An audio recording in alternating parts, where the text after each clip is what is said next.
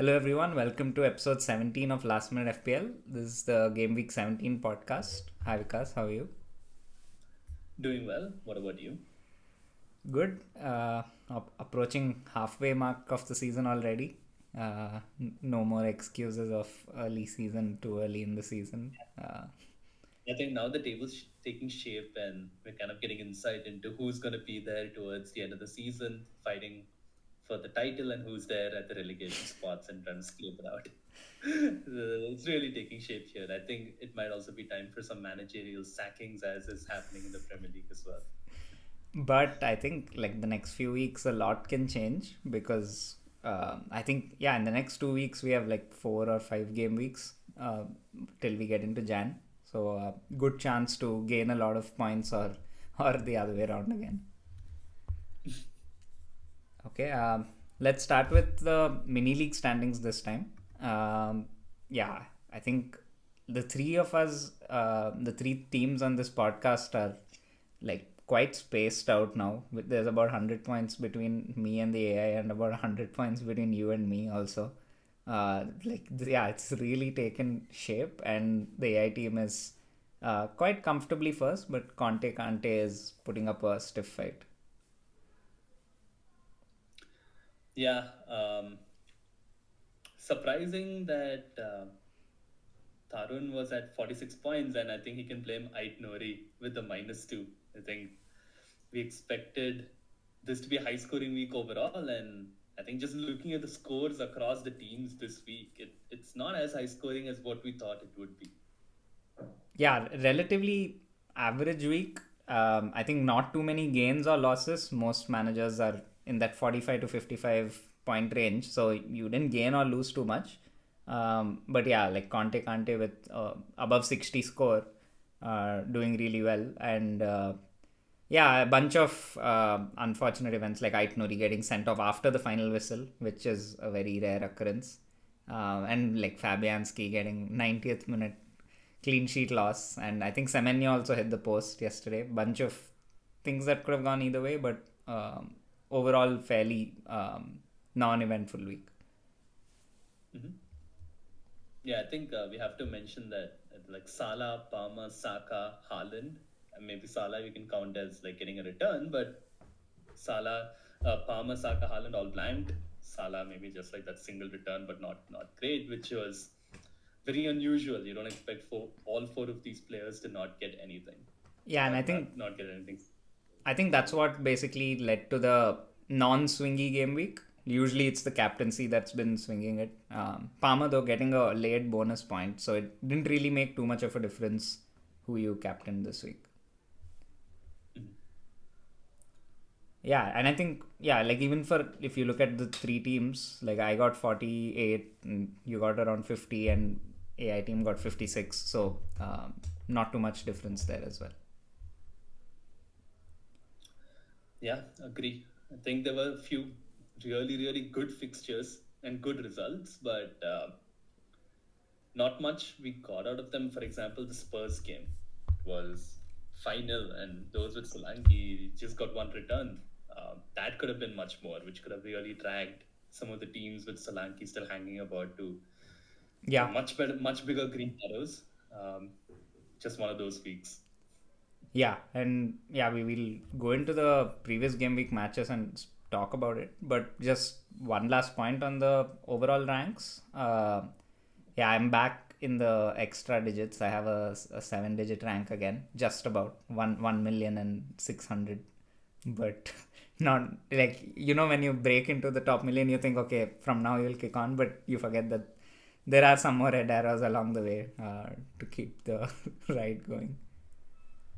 No, I think it's been good, right? Like ever since he got rid of Haaland, it's just been one way.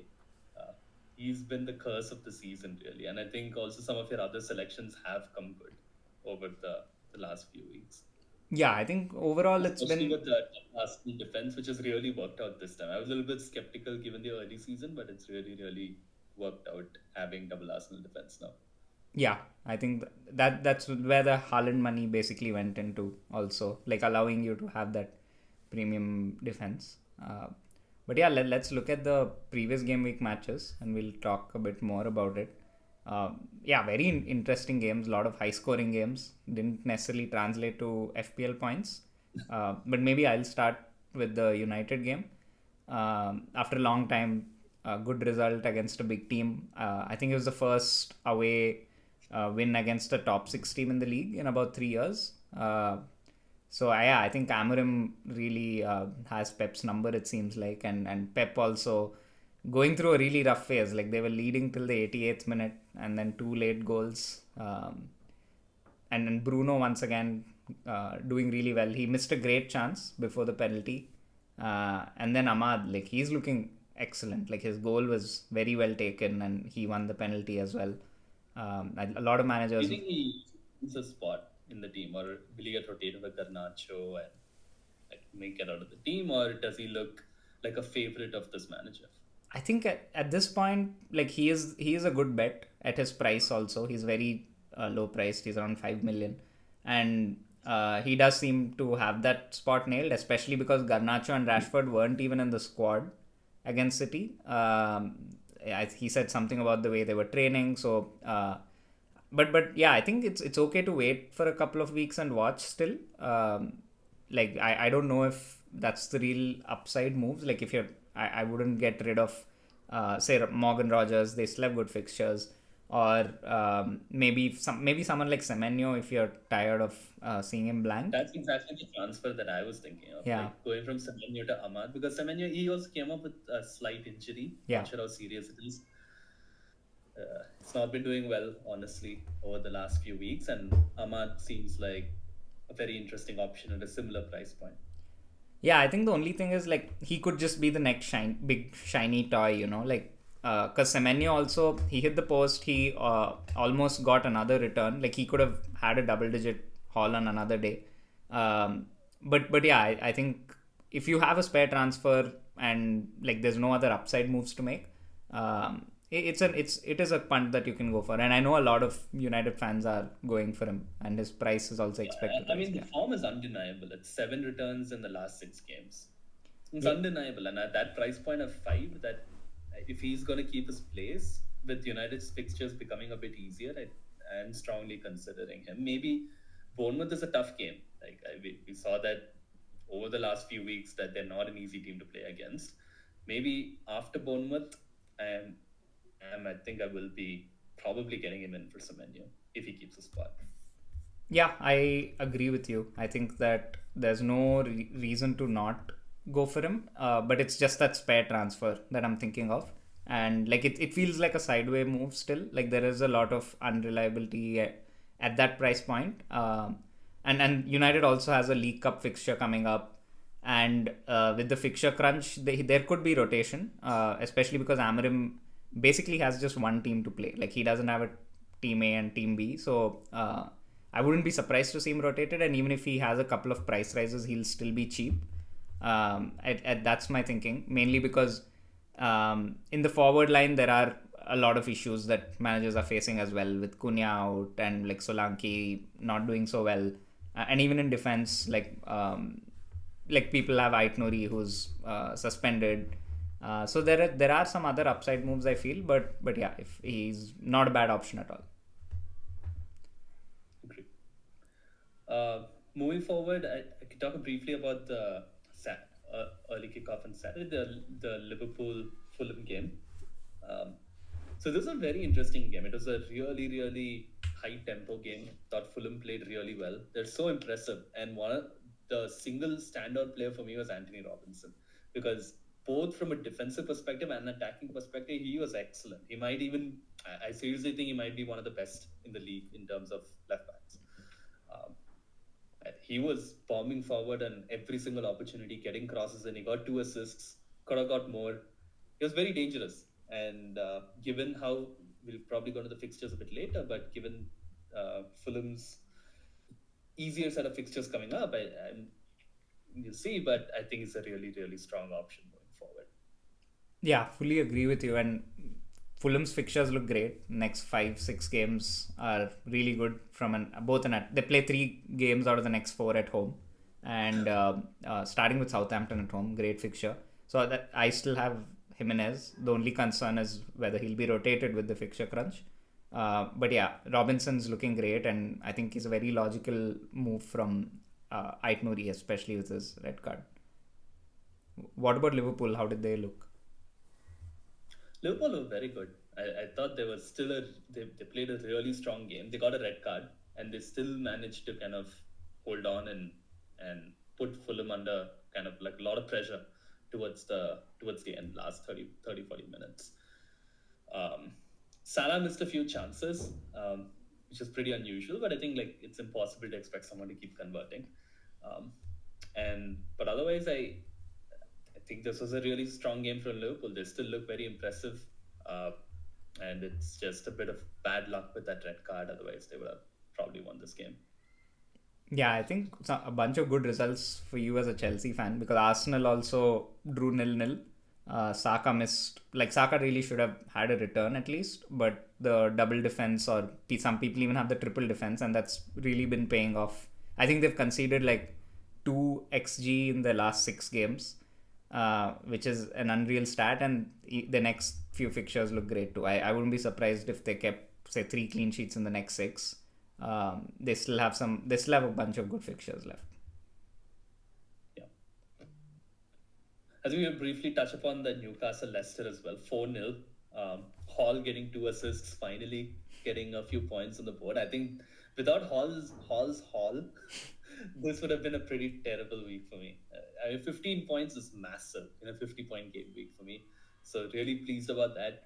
Isaac again coming to, I think we spoke about him last week. I think he's maybe even more than Haaland. Like he's the standard option in the forward line. Maybe Haaland from next week onwards is really strong as well. But he came through as well, and he has Ipswich away next, which is again seems really juicy. Yeah, I think like I don't know why I didn't get Isak in. It was almost like he had Leicester at home, Ipswich away. It was kind of obvious that he would haul. But I chose to go with defensive transfer this week and keep Solanke because of the Southampton away game.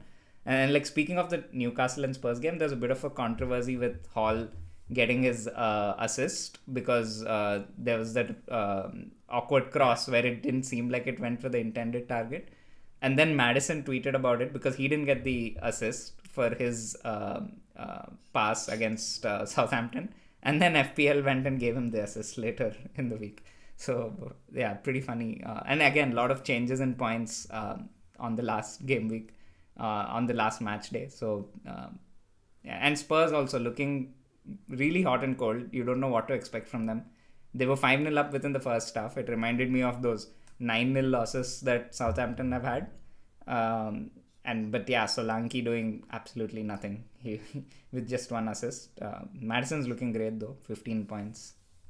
I think I've had it with him, man. Like I've stuck for so long, but it's about time he like as soon as I get rid of him, I know he's gonna score. Just like Mbuemo in that trend. I held Mbuemo for so long, more than most of others, and as soon as I got rid of him, again another goal in the Chelsea game. Yeah. Goal last week. He is actually playing maybe a little more advanced than maybe some of the easier games. But it was also kind of a big mistake. It was a big mistake by Tosin. So there was that little bit of element of luck, but Chelsea are always like prone to mistakes. And again, as we're talking about that, like in the Chelsea game, just to briefly touch upon that as well, I thought, again, like Chelsea dominated there, again looked very strong. Thankfully, Sanchez started and he played really well. So I'm hoping that he will start the next game. It's very predictable in terms of how Maresca rotates his team. So he will start Everton, probably will start Fulham. I expect him to miss Ipswich. I think that's where Jorgensen will come in, because based on the pattern, promoted team, Southampton, Jorgensen played, I think Ipswich probably comes in. And so I do need to kind of figure out what I need to do with Sanchez by the time Ipswich comes, because I do see kind of like a headache there, and I don't want to have a rotation keeper. Yeah, and I mean, one thing that's good for you is that there's League Cup action coming up, so probably that's a good chance to give Jorgensen a game.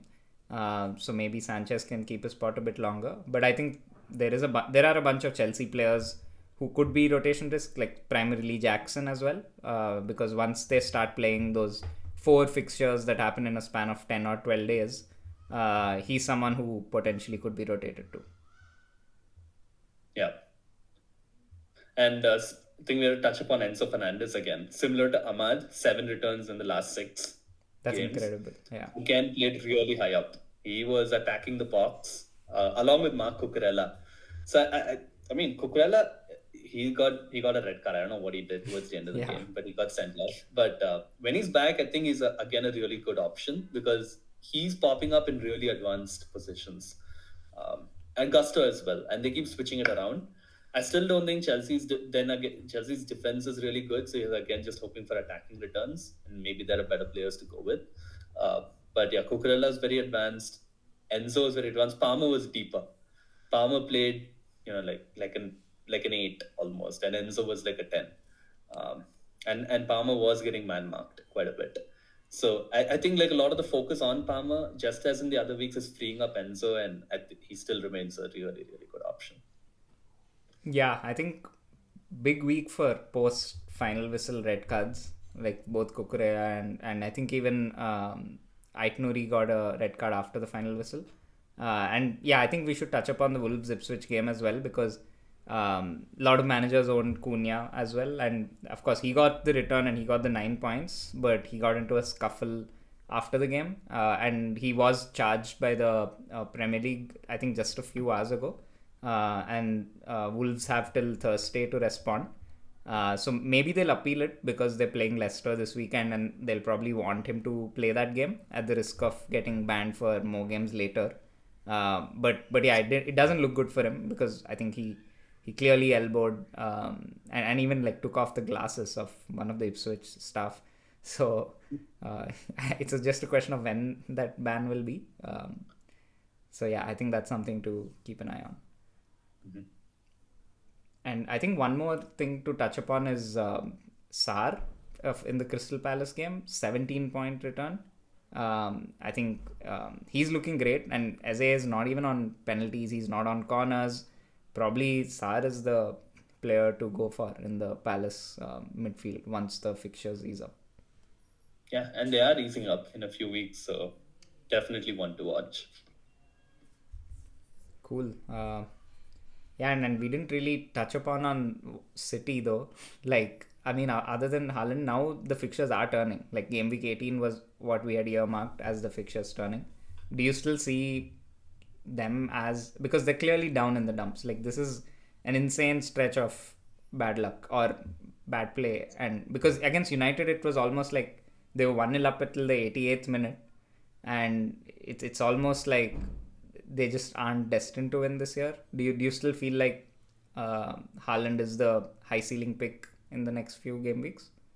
I think you don't get him, irrespective. He's not a player to buy, but I don't think he's a player to sell at the moment. So if you own him, I mean, there's been a lot of suffering. The next 6 games is a chance to make up some points. If City can, at least, like, they don't need to be extraordinary like they usually are. They just need to be decently good, and I think they'll, beat these teams quite comfortably, or at least score goals comfortably. Because it defends, I don't know. I don't know what's going on there, but um, do it. I mean, Leicester, West Ham, Brentford, Ipswich, Villa. Like, these are Villa may be more difficult. Everton home also could be difficult, but like we're talking from the perspective of City currently, how they're playing. If they have some improvement, these are games that you expect them to win.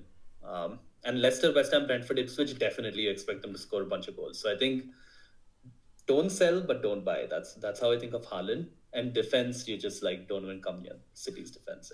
I don't think it's worth it. Yeah, I mean, maybe Rico Lewis, if at that price point, is okay to play because these are still easy games. But one very interesting stat I saw about Haaland from game week 6 till now, he has scored, I think, 75 points less than Salah, which is outrageous. Like, that swing is wild. Yeah, the City down in the dumps it is completely unexpected. It's not something that anyone predicted, given how they started as well. So Yeah. it's just something that just happened this season. Like, it happens in different circumstances to different teams, and this time it just happened to City. Yeah, and I think even Pep doesn't really know how to react or respond. He's not really been in such a situation ever before. But yeah, I think it's really a test on our FPL strategies as well, like how quickly we react. Maybe that's something to keep as a learning for later seasons. True. Yeah. Cool. Let's move on then. Let's look at next week's fixtures. Again, a bunch of great games on paper. I think the big standout for me is Spurs Liverpool because it's so unpredictable. Like I wouldn't be surprised with a Spurs win also, given how they play against big teams. But also their defense has been so shaky, like we saw against Chelsea. Um, I currently have my captaincy on Salah. Again, that's probably my stubbornness to not go Palmer, but yeah, it's currently on Salah. Agree with you. Yeah. I mean, my captaincy is on Salah as well. I think with Spurs, you're always guaranteed that there will be chances created. And with Salah, blanking-ish. I mean, assist seems like a blank for Salah, given how he's playing. Uh, it seems like a really strong game to captain him. I'm also kind of dithering on the other fixture, which looks really good, which is Newcastle Ipswich there in the ticker. We do have two Newcastle players here, Hall and Isak. So I am dithering a bit in terms of Salah versus Isak here. But I'm still leaning Salah because I think Spurs will attack Liverpool. I don't expect them to sit back, whereas Ipswich might just sit back and try to make things difficult and it just feels like the Spurs Liverpool may actually have more goals than the Newcastle Ipswich one. Yeah, I'm hopeful that I have Trent as well, and Solanke. Although I don't know what to expect of him. It's almost like a bonus if he does something. But I'm quite hopeful of Trent too. He looked really attacking in the previous game against Fulham also. Like he was taking up great chances. He was taking all the set pieces. So hopefully an attacking return against Spurs. And there are a lot of other fixtures also. I like for example Leicester Wolves. It's a proper relegation 6 pointer. Like Wolves have sacked their manager as well. And yeah, I think this is now it's now or never for them because they didn't win the game against Ipswich, and it remains to be seen if Cunha will play. But another interesting game. What would you do in my show? Would you go Isak just to he's not as highly owned, even owned. Like forget about captaincy. Would you go for the Isak differential? I mean, the kind of manager I am, I would probably go Salah. Although, I mean, we all did captain Isak in Gameweek 1. It seems like such a long time ago, but usually, yeah, I think owning Isak is probably not as much as of a differential anymore, but I still think that there is a lot more. It is still unpredictable. Newcastle sometimes do underperform, whereas Liverpool will definitely get chances, I feel, against Spurs. It's a lot more reliable in terms of that being a dynamic game. And Ipswich have shown that they can kind of shut out teams, and since they're playing at home, I would still probably go Salah. I would, in fact, maybe go Palmer also over Isak. But again, if you're saying that Palmer played very deep against Brentford, and if he plays that role again, then it may not be as attractive. With Palmer, I think more than his position, I just rate Everton. Everton's defense, I think, is good. They could go with a very, very deep block. Although Chelsea have shown to break those deep blocks, it might just be like a 1-0 or a 2-1 or something like that. And there's no guarantee that given Palmer is playing deep, that could be a factor that he's on the scoreboard for those goals. So that's where I'm not leaning against Chelsea for this Everton fixture. Yeah, I think that makes sense. The only thing is that that's exactly the thought process I had for those 2 weeks where Palmer went wild and I didn't captain him, and like he could always get those set pieces. Like if he gets those penalties with so many runners into the box that Chelsea have, then it can always be a big scoreline. But yeah, Isak is also a really good option because the same thing could be said of Ipswich, right? They've traditionally been the whipping boys of the season, but they seem to have a second wind of sorts, getting some decent results. Yeah, they've not been as leaky in the recent weeks, so that's where I'm a little bit nervous about going with Isak as compared to Salah, where it just feels like he will get points in this game. It's just a question of how much. Makes sense. And another thing to note is that Everton defensively, they've kept a clean sheet against Arsenal also now. So So it's quite a few clean sheets in the last few games. So maybe on paper also, it's probably better to go with one of Isak and Salah. What do you think of the Palace Arsenal game? Palace traditionally been a bit of a tricky fixture to go away. I think Palace away is always difficult, especially these London derbies. When Chelsea played Palace, that was a difficult game because it's I think part of the factor is being a London derby, but also Palace at home have always been difficult. I think their home support is really really good. They make it tough for away teams to play. So yeah, I'm not very high on that fixture, but Arsenal defense still looks great for that. Yeah, agreed. Fully agreed. And the only other game I think of some interest is the Villa City game. Probably the last fixture before City's great run of games. And this is the early kickoff as well. Yeah, I think as a Haaland owner, you're probably happy to just own and not considering captaining him. Yeah, no chance. Not this week. I think Haaland captaincy he'll enter my thoughts from next week, but this week just hope he gets a goal or two. That's it. Cool. Let's move on to the fixtures. We spoke a bit about the fixtures already. And yeah, thanks to Fantasy Football Scout for this fixture ticker. But yeah, Chelsea's still right at top, and that's a great run of games. I can see why you have Sanchez.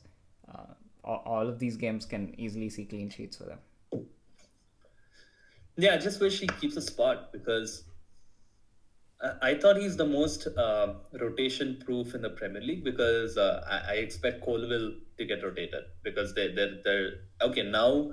There's that Fofana injury makes him more secure maybe, but there's Badiashile, Tosin, and Disasi and like a bunch of different centre backs. So I thought the keeper spot is one thing that Maresca won't change for the Premier League. And that is my reasoning for getting Sanchez, but now I'm not so confident. So Chelsea still great fixtures. I think the three players that I would definitely prioritize here are Enzo, Palmer, and Jackson. I think these are the three players to own. Beyond that, I wouldn't go near the defense personally. Makes sense. What about Fulham? I mean, they're second on the ticker. I think maybe Raul and Robinson are the main options. I think I would go Iwobi and Robinson more than Raul because I just think that Muniz is always waiting, especially for the December fixture crunch. If this was just one game a week time period, I would go with Raul. But at this point, I would go with Iwobi and Robinson. I think with Iwobi, the thing is, like, he has got a few returns, but like he's not he's not such an exciting player. His stats aren't great, and like he easily could be the kind of a sideway move when you like point dodging type of move where you go Mbeumo to Semenyo to Iwobi and you miss all the points. So I don't. Yeah, it's not a pick that excites me so much, but yeah, I think with this fixture and at his price, he's a great option. Yeah, I think Raul has been missing a bunch of chances. So I also don't know, how long he will keep his spot in the team because Muniz started as the starting striker for Fulham. He started the season as the main striker for Fulham. So given the rotation risk and also whether Raul will keep his place, I think that's where I'm very hesitant there, going Raul. Yeah, I think the thing with him is I think he's definitely first choice because especially against big teams, he's been playing really well, like with some great hold-up play and like he's bringing others into the game as well. But the problem is he could then be rotated for the easy games. Like when you have the Southampton at home or Ipswich at home, if those games come around other matches with 2 or 3 rest days, that could be the game that Muniz starts. And that's not great. Southampton, I don't think we'll be considering any players from, even though they're so high on the fixture ticker. And yeah, City we spoke about games coming probably from next week. And then Liverpool. Yeah, I think Liverpool also have a good run of games. And with a double coming up, I mean, it's still a few game weeks away, but what do you think is an ideal Liverpool set of players to have by then? I think I would still say just Salah at the moment for Liverpool. I don't think Trent is worth the money, personally, at 7 million, because he's not shown that he is so far this season. and it can probably be distributed. Like a Robinson versus Trent. Do I really think Trent is going to get much more than Robinson? I'm not sure. And Robinson is like 4.7 versus 7 point something of Trent. But if you have the money, then I would go for Trent because as absolute points, he probably still gets more. Um, Salah definitely. But I'm also on the fixture in the next five. Man United and Forest may not be the easiest fixtures. So there's Tottenham, which great for goals. United and Forest may not be as easy. So I don't know, like from clean sheet perspective, again the negative factor for Trent, not quite sure how many they get over the next five. So yeah, I'm not looking at. I can't get Trent, but I was looking at Gomez or if Konate comes back, Konate, and I think I'm leaning against going for the Liverpool defense. Yeah, I think just as a defense, definitely may not be worth it. But I think even if you look at clean sheets, like in the next 5 games, like I wouldn't be surprised if Liverpool win 3 of them. Like Leicester, West Ham, Forest are games you can decently expect either attacking or clean sheet points for Trent. And like with Fulham, for example, like you wouldn't be surprised if they lost like even 2 out of those 3 games that they have with Southampton, Bournemouth, and Ipswich.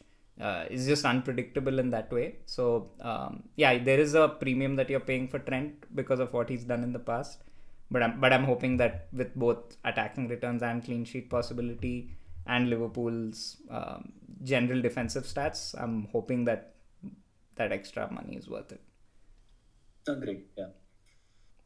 Yeah, and Arsenal, And yeah, we spoke about probably the defense still has a good run. What do you think of Saka as someone who doesn't own him? He probably doesn't scare you as much, right?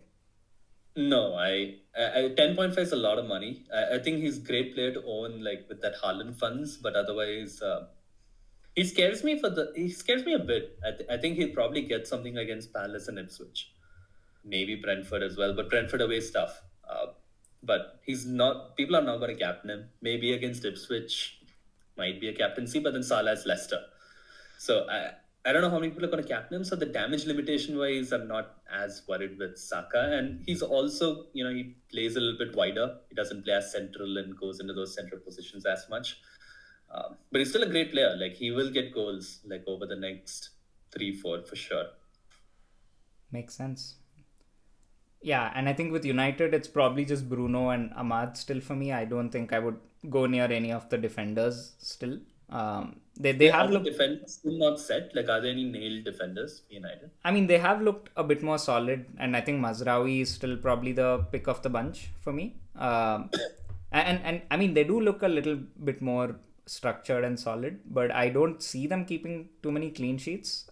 Like you said, Robinson, for example, is a far better asset because he can get attacking returns as well. And Fulham also have been a lot better defensively than United. It's like if you discard the name of United, the stats wise, they're still not. They're like along the mid table or lower mid table level in terms of defensive numbers.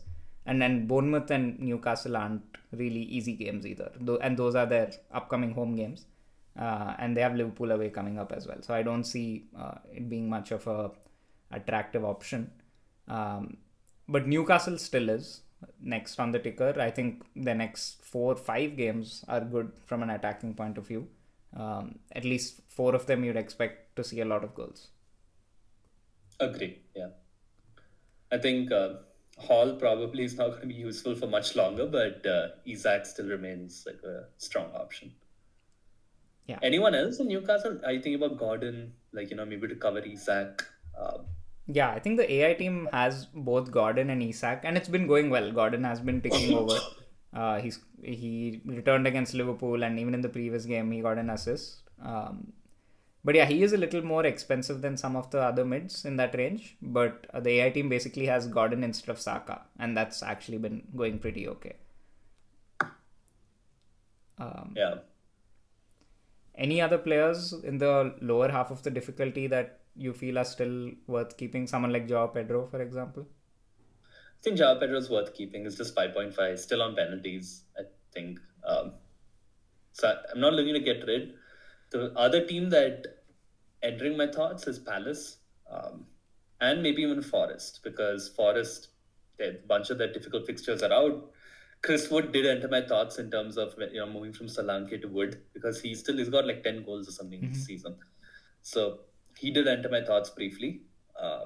And from Palace perspective, I think Mateta and Sar or Eze, even from a defensive perspective, not this week because Munoz is injured, but I am considering Munoz as one of my defenders because I do need those types of defenders at that 4.5 to 5 million range. Makes sense.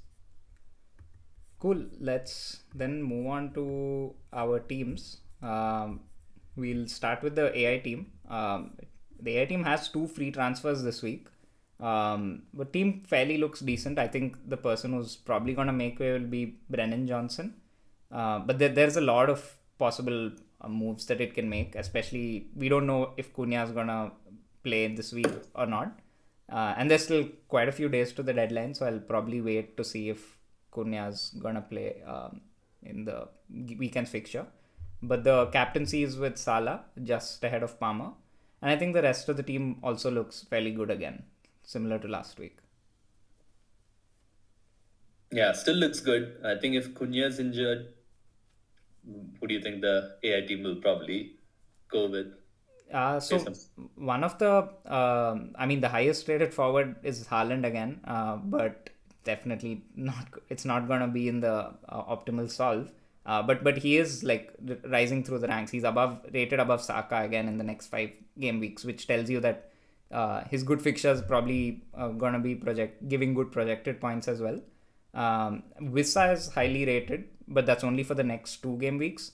Like in a very short-term transfer because Brentford's fixtures really take a turn for the bad after that, and there's not really any more attractive forward options. So probably something like Cunha down to someone cheap and Johnson up to Saka is probably the move that it could make if both are out. Otherwise, Johnson to a sideway move, there are a bunch of cheaper mid options. Like Iwobi we spoke about. And we also spoke about Ahmad and also, like Gordon is another one who's highly rated. Odegaard is someone who's also in the top 10 of the midfielders. Yeah. Good team still this week. Good to see Salah captain in the AI team. Reinforces my kind of captaincy as well. Yeah, but I think Palmer is the one in like FPL reviews projection still. So I thought maybe he was the data pick, but looks like all 3 teams on this podcast at least are going with Salah. So moving on to my team, I also have Salah captain. So on paper, I'm relatively happy with maybe 9 of the players. Solanke and Semenyo have kind of tricky fixtures on paper, Liverpool home and United away. I do have only 1 free transfer, so I can't afford Solanke to Isak. He's almost 1 million more. So I'll probably just be saving a transfer because there's no real improvement I can make with just 1 transfer, and I'm going to just hope that Solanke gets another assist somehow. What do you feel about Semenyo versus Rodgers? It's a dilemma I faced as well, and I do have Rodgers starting over Semenyo. Yeah, I think I'm. It's going to be very tough for me to rate United above City, even after whatever City is going through. And I think Semenyo has looked good. That's mainly my reasoning behind it. Like I watched the highlights of the previous game, and he did look good, even though he played only 67 minutes. I think he's still like a key focal part of Bournemouth's attack, and they're also a team that's racking up 2 xG per game. So I still think that I would play Semenyo over Rodgers.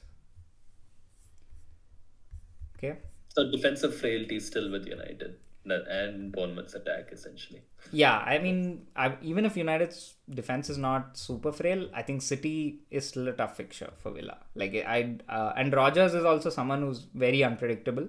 There are weeks where he gets hooked off for 60 minutes, and then there are weeks he plays 90. It's kind of tough to predict.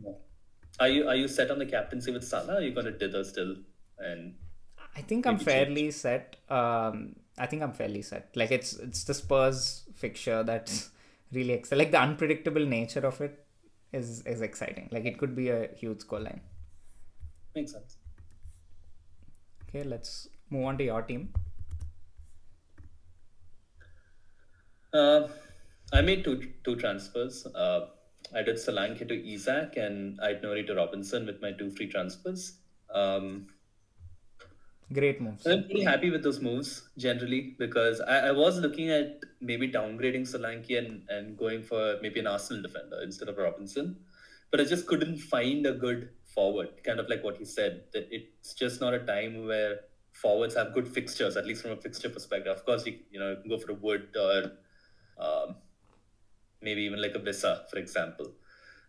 But I just wanted to get Isak for that ceiling over the next few fixtures. And Robinson, I was very impressed with the Liverpool game, essentially, the way he played. And given Fulham's fixtures, I thought, I'll go for him rather than an Arsenal defender, although Makes sense. Arsenal defense is really strong, but it's 4.7 and enables me to get Isak. So that was kind of my reasoning for this. Yeah, I think both are great moves. This is like the perfect template moves, right? And I think your defense also looks really good, so that you can actually afford to have Haaland up front. Because even though like there are other premium defenders who have decent fixtures, you can't get too much better than playing Southampton and Ipswich. Yeah. That's essentially how I'm trying to navigate my team having Haaland because you do need to then play the fixtures with defenders and rotation. So yeah, good for this week, but looking at fixtures coming up, I think I do need to make a few transfers in the defense, especially if Lewis is out of the team. Yeah, and you still have Lewis. That's what I was just gonna say. Probably you can play him in the next 5 game weeks. Yeah. Yeah. Hopefully he starts. Then it would really solve a lot of headaches because Timber, Robinson, and Lewis will all have good fixtures over the next bye, and that kind of settles my defense pretty much. Makes sense. I think, and yeah, you have some really good enablers with Enzo as well. And the person who's it's being enabled for really needs to kick on in the next few weeks. Oh my god, he really needs to. I mean, the next buy has to get me into the at least like top 2 million or something, and then probably get rid of him. I'll definitely get rid of him Gameweek 22 or something once this run ends. Uh, but yeah, like at this point, it's sunk cost, and I do really get some of that back. Cool. Crunch moment for your team as well. But yeah, that brings us to the end of a relatively short podcast. Not so last minute FPL this time. Very quite early in the game week. Any last words, Vikas? No, best of luck. Have a nice holiday as well for those who are taking some time off. And we'll see you next time. Thank you.